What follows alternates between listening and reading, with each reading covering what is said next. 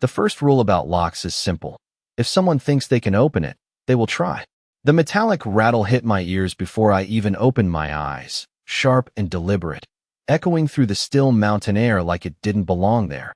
And for a split second, I thought I was dreaming until I caught the faint crunch of gravel outside my cabin window and the low murmur of voices that definitely weren't mine. So I reached for my phone, pulled up the security feed, and there she was, Linda Whitmore, standing on my front porch at 2:17 a.m., perfectly styled even under a harsh flashlight beam, with 2 county deputies behind her like she was leading a tour of something she already owned. And that's when the cold realization settled in my chest, because this wasn't about a missing key like she'd been claiming all week.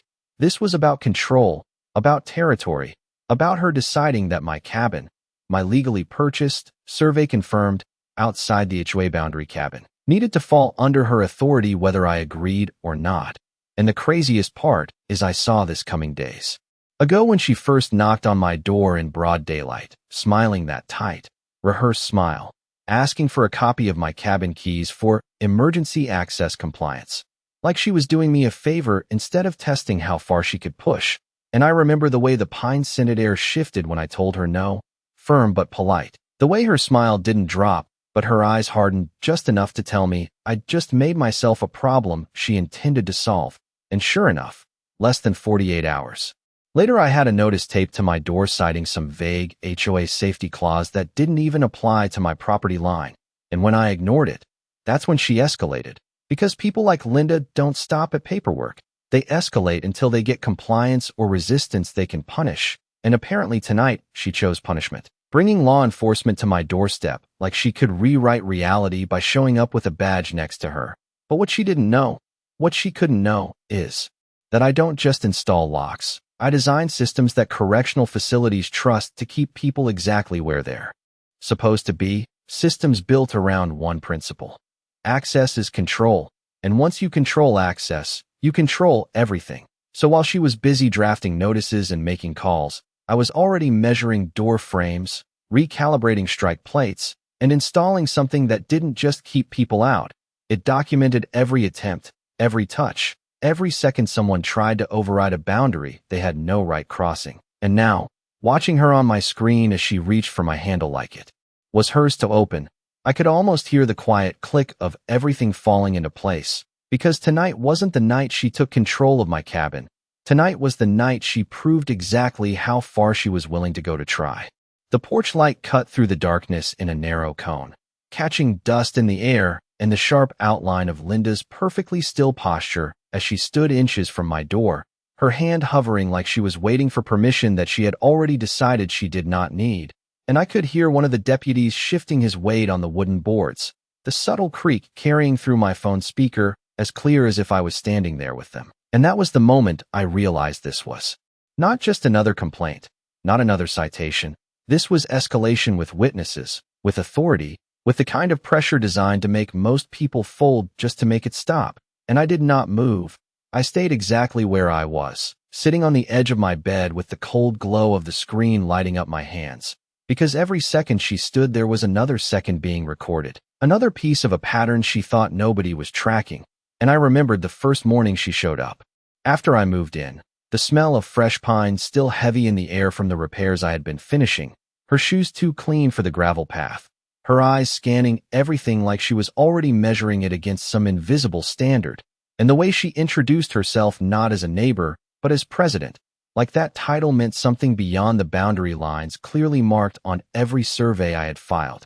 And when she mentioned community access protocols, I knew exactly where this was heading because I had seen this type of control before, not in neighborhoods, but in facilities where access points define power, where a door is not just a door, but a line that separates authority from assumption.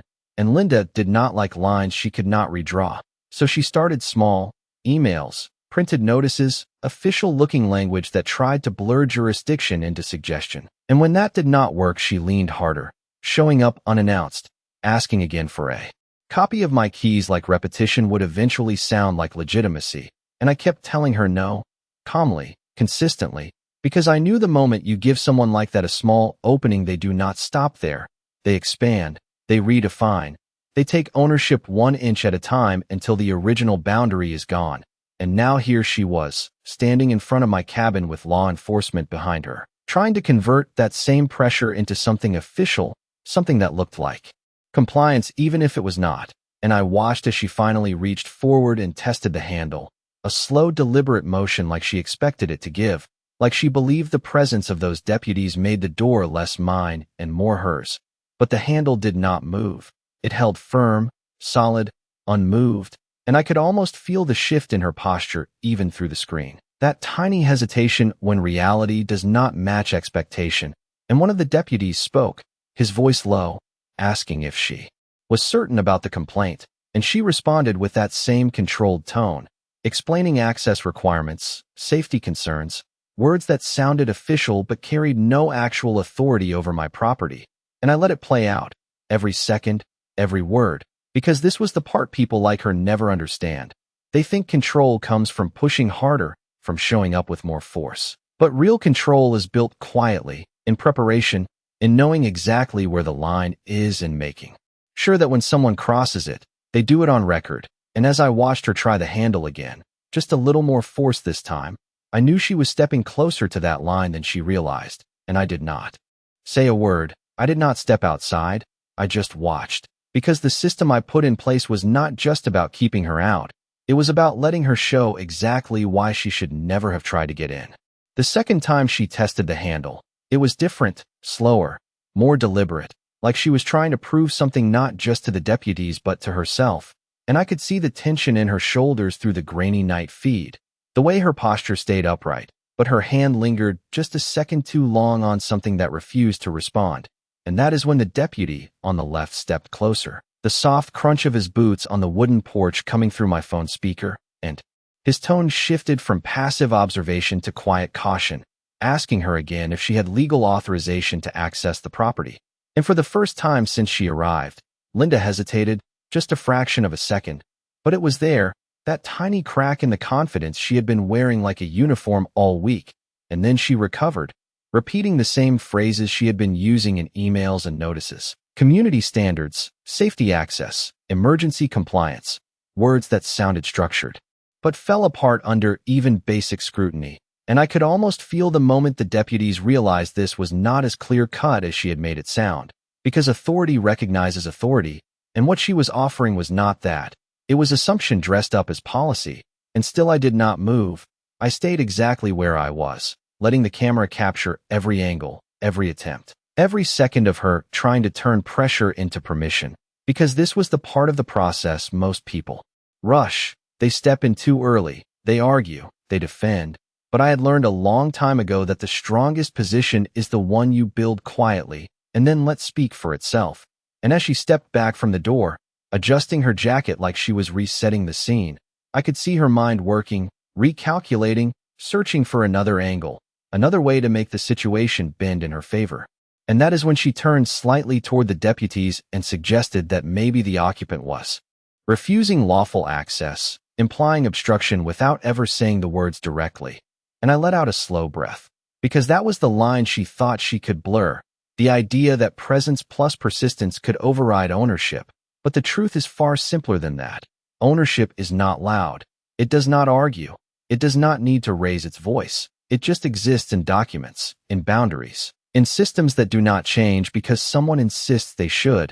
And while she was talking, I reached over and tapped the secondary feed, bringing up the internal log, a quiet interface most people would never think about, timestamps stacking in precise order, motion detection markers, access attempts flagged automatically, every interaction with that door recorded down to the second.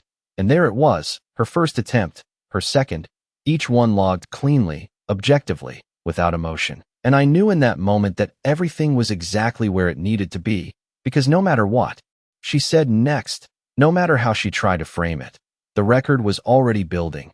And records do not argue. They do not get intimidated. They do not forget.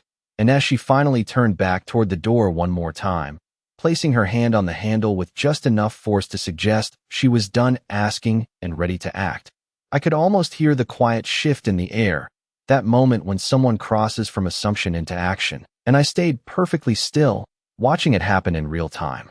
Because this was no longer about a disagreement, it was about evidence, and she was giving it to me one decision at a time. The third time her hand closed around the handle, there was no hesitation left, just intent, and I could see it in the way her shoulders squared under that porch light, like she had already convinced herself that persistence was the same thing as permission. And for a brief second, everything went quiet. No movement from the deputies, no sound except the faint hum of the night air and the soft static from my phone speaker. And then it happened. Not a loud reaction, not a dramatic failure, just a firm, unmoving resistance that did not give her anything back. And that is the thing about systems designed with purpose. They do not argue. They do not warn. They simply refuse to cooperate with anything that does not meet the exact conditions they were built for. And I watched as she adjusted her grip, trying again with a little more pressure, like force alone might change the outcome. And that was when the deputy on the right finally stepped in closer, his tone no longer neutral, asking her directly if she had documentation proving she had the right to access the property. And this time her answer came slower, more careful, because the script she had been using all week did not fit this moment as cleanly as she expected, and she shifted slightly, gesturing toward the door, toward the idea of shared responsibility, toward the narrative she had been building. But narratives do not override boundaries, and I could see the realization beginning to settle across the porch, not fully formed yet, but enough to change the energy, enough to make the deputies stop, following her lead and start evaluating the situation for what it actually was. And inside, I leaned back just slightly, letting the cold glow of the screen wash over the room, because this was the turning point, not loud, not dramatic, but precise, the exact moment where assumption meets resistance and cannot move past it. And I thought back to the hours I spent installing that system, the measured alignment of the deadbolt, the reinforced strike plate anchored deep into the frame, the quiet calibration of the sensor that logged every attempt without drawing attention to itself, all of it designed for one purpose, not to stop someone who had a right to enter, but to clearly define when someone did not. And now that definition was being tested in real time, with witnesses, with records, with everything she thought she could use now working in reverse, and she stepped back again, just half a step, but enough to break contact with the door, enough to create distance between her and the thing that would not respond to her authority. And for the first time that night, the confidence in her posture shifted into something tighter, more controlled, like she was recalibrating her approach, and I could almost hear the thought process behind it, searching for another angle, another way to frame this, because people like her do not stop easily. They pivot, they adapt, they look for a different pressure point when the first one fails. And that is when she turned slightly toward the deputies again, her voice steady but lower now, suggesting that perhaps the situation required further action, that maybe access needed to be enforced through other means. And I watched the deputies exchange a quick glance, subtle but clear, the kind of look that says everything without a word. And in that moment I knew the balance had shifted, because authority was no longer following her direction, it was questioning it, and that changes everything. And as she looked back at the door one more time, her hand hovering but not touching, I realized something simple and absolute. This was never about getting inside. It was about proving she could. And now, standing there in front of a door that refused to recognize her, with every second being recorded, that proof was slipping further out of reach than she had ever expected. The silence stretched just long enough to become uncomfortable, the kind that settles into your chest and makes every small movement feel louder than it should be. And I could hear one of the deputies clear his throat softly as he shifted his stance, the authority in his posture no longer aligned with Linda's confidence, but instead grounded in something steadier, more procedural. And that was when he spoke again, asking her plainly if she had any written authorization, any document that specifically granted her access to this property at this hour. And the way he phrased it told me everything I needed to know, because the tone had changed from support to verification, from following to questioning. And Linda knew it too. I could see it in the way her chin lifted just slightly, like she was trying to hold on to the narrative she had built, explaining again that the homeowners association required emergency access for compliance inspections. Her voice measured but tighter now, like she was repeating something that sounded convincing in daylight, but did not hold the same weight under direct scrutiny. And the deputy listened without interrupting, then glanced back at the door, At the handle she had tried 3 times already, and there was a pause, a quiet recalibration where reality began to outweigh assumption, and I leaned forward just enough to bring the audio closer, the faint hum of the camera feed mixing with the night air, because this was the moment where everything slowed down, where every word mattered more than the last, and inside my cabin the air felt still, almost expectant, the scent of pine wood lingering from the repairs I had finished earlier that week, grounding me in a space that was entirely mine, documented, surveyed, paid for down to the last inch. And I thought about how quickly she had tried to redefine that, how easily she assumed that persistence would eventually override ownership. But ownership does not respond to pressure. It responds to proof. And proof was something she did not have, not in writing, not in law, not in anything that could stand up to a simple question asked by someone who actually understood the difference between authority and assumption. And as the deputy finally spoke again, his words came slower, more deliberate, explaining that without clear authorization or a warrant they could not force entry or compel access. The statement landed heavier than anything else that had been said that night, not because it was loud, but because it was final, and for the first time since she arrived. Linda did not immediately respond. She just stood there for a second, the porch light catching the edge of her expression, and I could see it, that moment where control slips not dramatically but quietly, like something you thought you had already secured turning out to be out of reach, and she shifted her weight, stepping back half a pace from the door, creating distance not just physically but symbolically, like she was resetting the scene in her mind, searching for a new angle, a different way to regain ground. And I knew that pattern. I had seen it before in people who were used to getting their way. They do not accept resistance. They look for another path around it.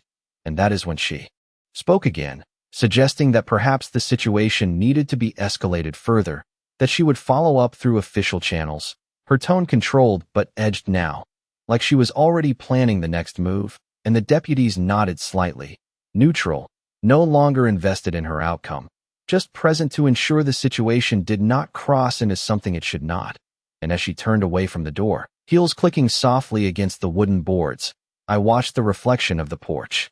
Lights shift across the camera feed, the angle changing as her presence moved out of frame, and I sat there for a moment, letting the quiet settle back in, because this was not the end, not even close. This was just the first time her pressure met something it could not bend, and as the deputies followed her off the porch, their flashlights cutting brief lines across the gravel path before fading into the darkness, I looked back at the system log still open on my screen, the timestamps lined up, in perfect order, each attempt recorded, each second preserved, and I knew with absolute clarity that tonight had not been about stopping her.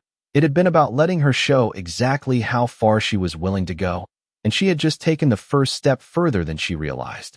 The quiet after they left felt heavier than the confrontation itself, like the air had settled into something more permanent, and I sat there for a moment longer, listening to the fading crunch of tires on gravel as their vehicles disappeared down the narrow mountain road, the red and blue reflections gone, replaced by the soft glow of my porch light and the distant hum of wind through the trees. And I knew this was the part most people misunderstand.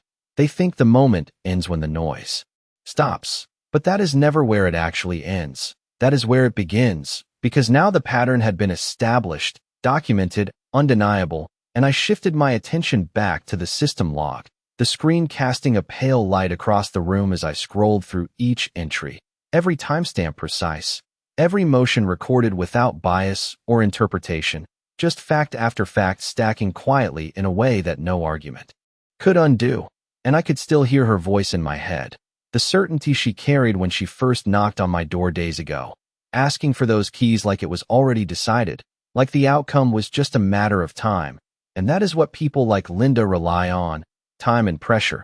They assume if they keep pushing long enough, something will give, but what they do not expect is resistance that does not react, that does not escalate emotionally, that simply holds its position until the pressure reveals itself for what it really is. And I stood up slowly, the wooden floor beneath my boots giving a soft creak, grounding me back in the physical space that she had just tried to claim without ever stepping inside.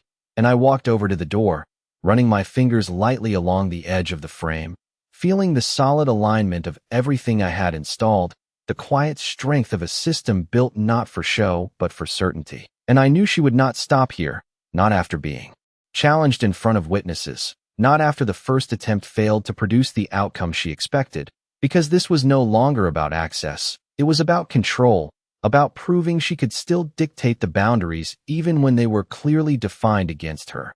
And that meant she would come back, maybe not tonight, maybe not with deputies next time, but she would come back with something else, paperwork, complaints, another angle that she believed would shift the balance back in her favor.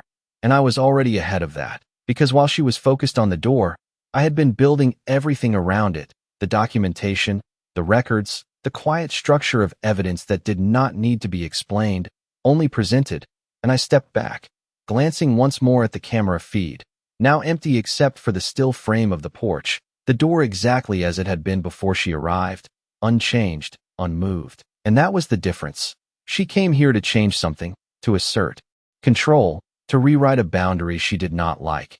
And instead she left with nothing but the record of her attempt, and I let out a slow breath, the kind that settles deep and steady, because this was exactly how it needed to unfold, not loud, not dramatic, just precise, methodical, and undeniable. And as I turned away from the door, heading back toward the dim light of the room, I knew with absolute certainty that the next time she stepped onto that porch, it would not be about testing the handle anymore. It would be about facing everything that had already been set in motion the moment she decided to try. Morning came in slow, pale light slipping through the trees and stretching across the cabin floor like nothing had happened, like the night before was just another quiet mountain evening. But I knew better, because the first thing I did was check the system again. The log still open, the entries unchanged, precise, unbothered by time or opinion, and I could almost feel the weight of it now, not as something reactive, but as something waiting. Because evidence does not chase, it waits for the moment it is needed. And I moved through my usual routine, coffee brewing with that sharp, familiar scent filling the air, boots on the wooden floor, each step steady, controlled, the kind of rhythm you keep when you know something is coming but you are not in a hurry to meet it. And by mid-morning the first sign appeared, not in person this time, but in paper. A neatly folded notice slid under my door like it had been placed there with intention, not urgency, and I picked it up, the texture of the page smooth, official-looking, filled with language that tried to sound final without actually saying anything enforceable. Another attempt to redefine access, to claim authority through repetition, and I read it once, then set it down without reacting, because this was expected. This was the next move in a pattern that had already been mapped out, pressure applied through different channels until something gave. Except nothing here was going to give. Not the door, not the system, not the documentation already building quietly in the background. And later that afternoon I noticed something else, subtle at first, the faint crunch of gravel outside, slower this time, more cautious, and when I checked the feed again, there she was, not alone, not with deputies this time, but with a clipboard, a phone, and that same controlled posture that said she still believed she could steer this in her favor. And she did not come straight to the door, not immediately. She walked the perimeter first, scanning, observing, like she was looking for something she had missed the night before, and I watched her movements carefully, the way she paused at the edge of the property line, the way her gaze lingered on the frame of the door from a distance before she finally stepped forward, and when she reached the porch, everything slowed again, the air still, the light sharp against the wood, and she stood there for a moment without touching anything, just looking, like she was recalculating every assumption she had made up to that point.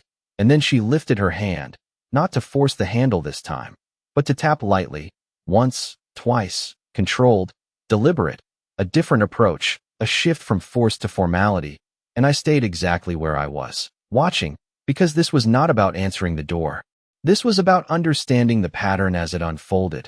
And after a few seconds she stepped back, checking her phone, typing something quickly, likely documenting her version of the situation, building her own narrative in parallel to the one already being recorded by my system.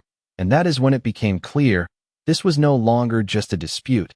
This was two versions of reality being constructed at the same time. Hers built on assumption and repetition, mine built on record and fact, and only one of those holds when it is tested. And as she turned away from the door, walking back down the steps with the same controlled pace, I could see it again, that determination, not broken, not yet, but redirected, like she was preparing for something bigger, something she believed would finally force the outcome she wanted.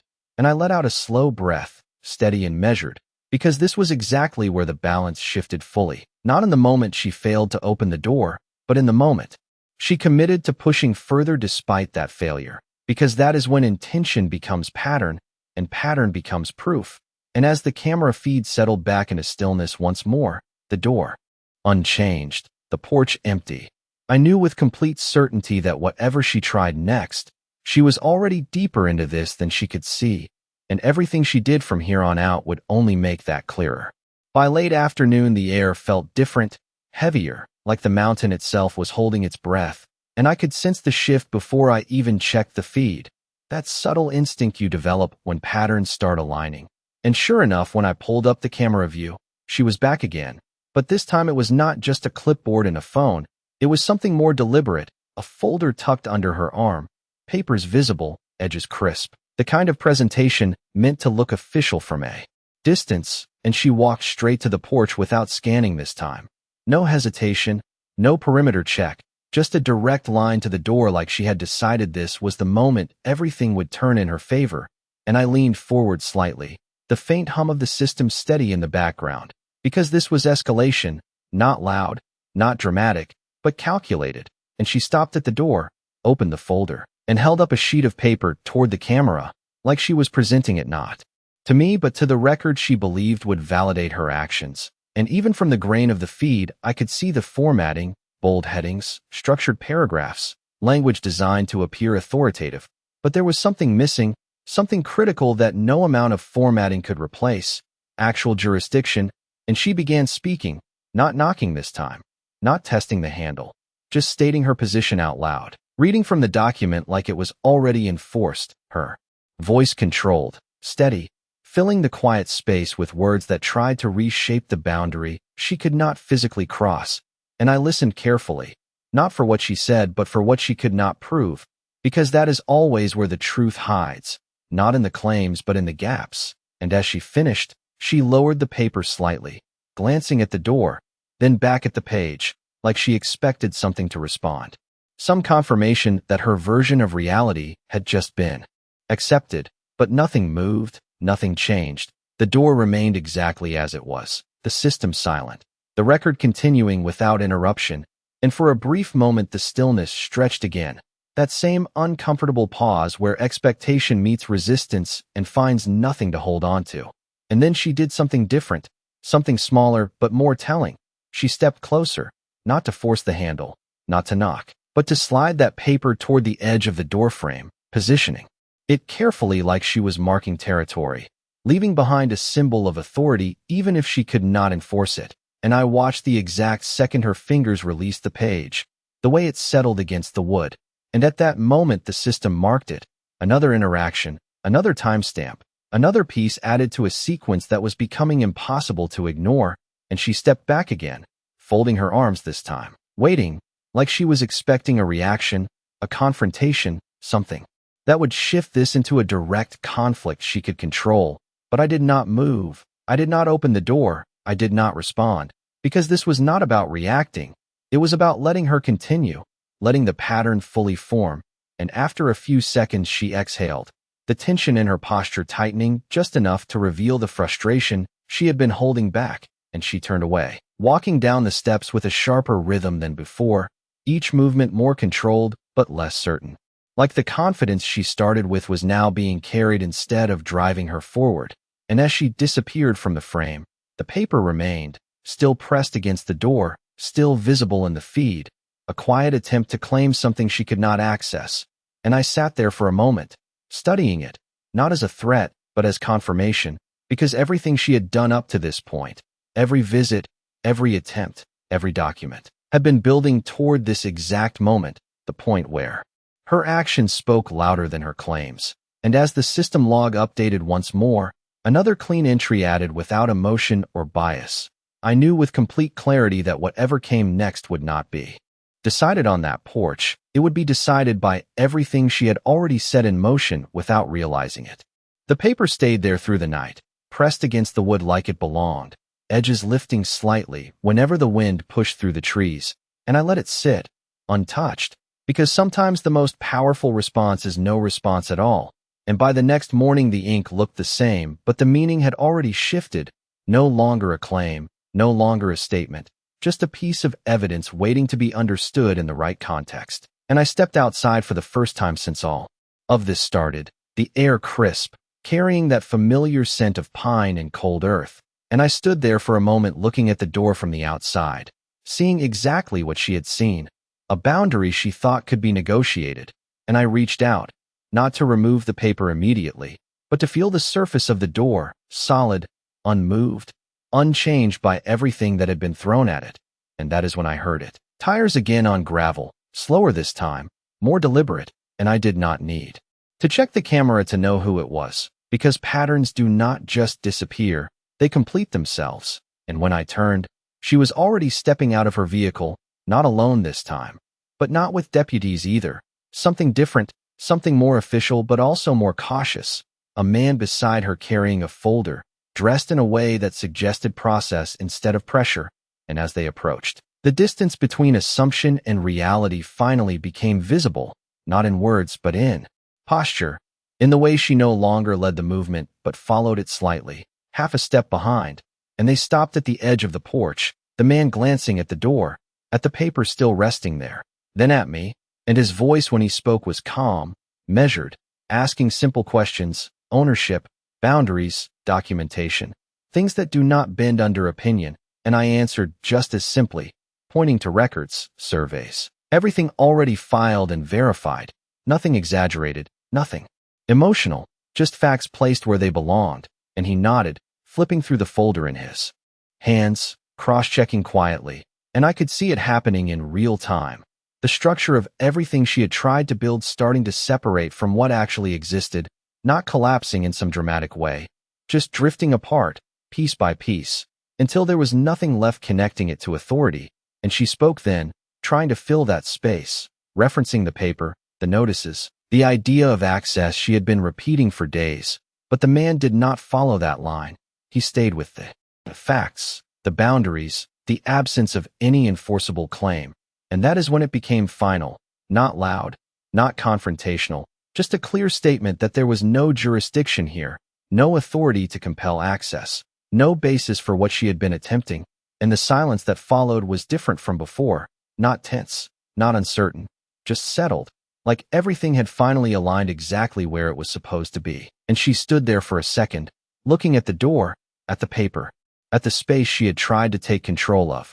And for the first time there was no adjustment, no recalculation, just stillness. And then she reached out, slowly, and pulled the paper away from the door herself, folding it without saying anything, like she understood now that leaving it there meant something different than she intended. And as they turned to leave, the man giving a small nod in my direction, the sound of their steps faded back into the gravel, and I stood there alone again, the porch quiet, the door exactly as it had always been, and I ran my hand once more along the edge of the frame, feeling the same solid alignment, the same quiet certainty, and I realized something simple, something that had been true from the beginning. She never needed a key, she needed control, and what she found instead was a boundary that did not recognize her at all.